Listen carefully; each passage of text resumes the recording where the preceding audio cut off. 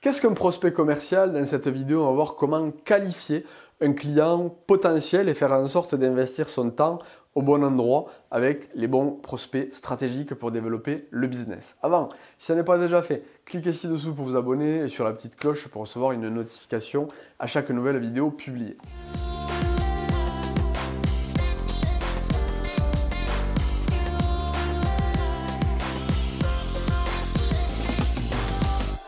Alors la plupart des gens, la plupart des acteurs commerciaux confondent, mélangent un petit peu les concepts entre suspect, prospect qualifié, client potentiel. Donc effectivement, l'idée c'est de reclarifier les choses pour pouvoir investir son temps au bon endroit sur des actions commerciales stratégiques. Quand on parle de prospect commercial, effectivement, c'est un prospect qui mérite que l'on investisse du temps pour capter son attention, pour l'engager, le convaincre et le faire passer à l'action et le transformer en client effectif. Et pour ne pas, justement, à l'inverse, perdre son temps à présenter des choses, à mobiliser du temps sur des prospects qui ne donneront pas suite. Donc, effectivement, le suspect, pour clarifier, c'est quelqu'un qui a été ciblé. C'est une cible potentielle sur le marché. Quelqu'un, on se dit que potentiellement, il peut être intéressé par nos produits et services. Le prospect, c'est déjà un interlocuteur qui correspond à quelqu'un, un client avec lequel on pourrait travailler. Donc déjà quelqu'un qui est décisionnaire dans l'organigramme, qui est potentiellement dans la configuration où il peut être amené à consommer nos produits et services. Un prospect qualifié, c'est quelqu'un avec qui on a validé qu'il a passé des filtres de qualification et qu'il est potentiellement un client. Il peut le devenir tout du moins. Et un client effectif, c'est effectivement un prospect qui est passé à l'achat, qui nous a fait confiance et qui a réalisé son premier achat, qui nous a permis d'obtenir notre première vente. Donc première étape de ciblage du prospect commercial, c'est d'identifier les critères du client idéal. Donc là, ça consiste à se demander, en fin de compte, en analysant son portefeuille, si vous avez déjà un portefeuille client, quelles sont les similitudes, quels sont les critères que l'on retrouve régulièrement sur les meilleurs clients, ceux qui génèrent le plus de chiffre d'affaires ou qui sont les plus rentables pour l'entreprise, ceux avec lesquels le business se fait rapidement, ceux pour lesquels l'offre est pile poil adaptée à la demande. C'est la première chose à analyser. Si vous n'avez pas de portefeuille client, tout simplement demandez-vous avec qui vous aimeriez travailler dans l'idéal.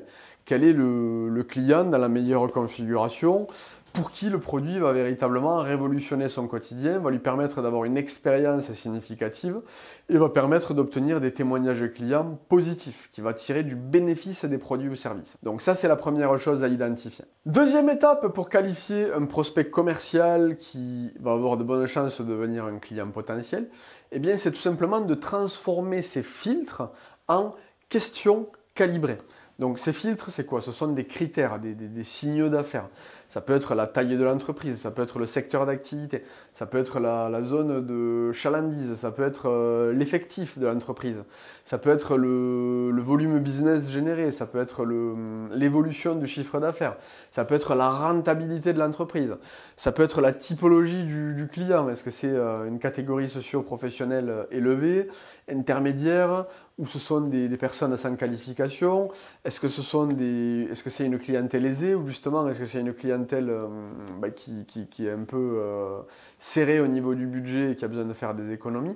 Bref, tout dépend si vous vous adressez à des clients professionnels, particuliers, des clients de type administration.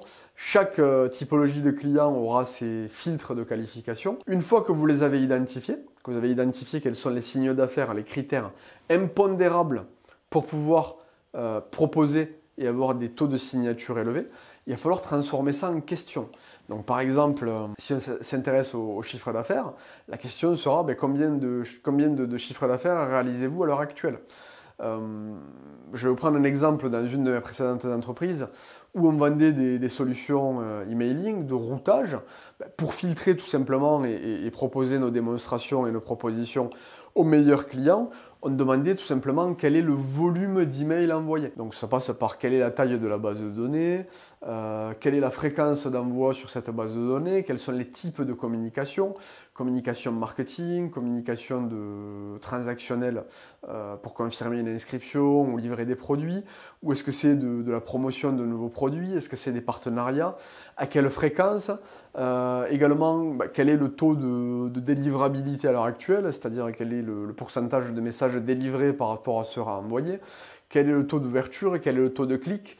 Toutes ces questions orientées stratégiques permettent de vérifier en fin de compte au travers des réponses qu'on a affaire à quelqu'un qui est dans une configuration intéressante pour être à l'écoute de notre opportunité, c'est-à-dire de l'amélioration que va procurer nos produits ou nos services. Et si vous ne faites pas ce travail-là, là vous perdez du temps parce que vous allez proposer à tout le monde, à tous les clients potentiels sur le marché, vous allez accorder le même temps à tous les clients. Ce qui n'est pas forcément pertinent puisque si vous analysez un peu votre portefeuille client ou vous analysez n'importe quelle entreprise, vous apercevrez que ça va plus vite avec certaines caractéristiques de clients, certains types de clients.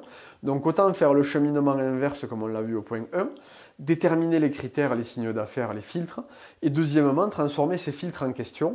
Et ces questions, on va les poser au tout début de l'entretien, juste après le pitch commercial à nos clients, pour vérifier qu'ils sont dans la bonne configuration, pour qu'on leur présente, pour qu'on aille plus loin avec eux dans le cycle de vente. Et s'ils ne le sont pas, c'est pas grave, on va écourter gentiment l'entretien et on va leur dire qu'on reste en contact, on leur envoie des informations à valeur ajoutée, mais que c'est prématuré pour travailler ensemble, que ça ne sert à rien qu'on leur propose des produits ou services qui ne seront pas pleinement adaptés à leur situation actuelle. Donc le but, c'est de gagner du temps et de ne pas chercher à transformer 100% des ventes. Concentrez-vous sur les prospects commerciaux les plus stratégiques. Et enfin, troisième étape, tester et optimiser en fonction du volume idéal de leads dont vous avez besoin dans votre organisation. C'est-à-dire qu'en fin de compte, en mettant trop de filtres, on réduit le diamètre de l'entonnoir et en ne mettant aucun filtre, on ouvre le diamètre de l'entonnoir.